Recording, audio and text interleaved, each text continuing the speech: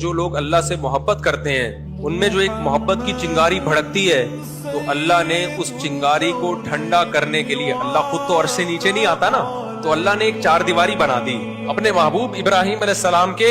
ہاتھوں، اور وہ چار دیواری بنا کے اللہ نے اعلان کر دیا کہ اے ابراہیم لوگوں کو بتاؤ یہ کس کا گھر ہے، یہ میرا گھر ہے۔ آپ سفر سے آتے ہو، اپنے والد کے گھر جاتے ہو، نانی کے گھر جاتے ہو، اب ہمیں بھائی اللہ سے محبت ہے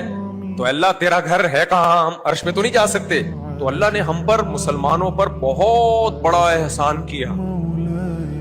اتنا بڑا یہ اللہ کا ہم پر احسان ہے کہ اس سے بڑا احسان شاید ہو نہیں سکتا۔ اللہ نے کہہ دیا میں زمین پہ ایک جگہ اپنا گھر بنا دوں گا۔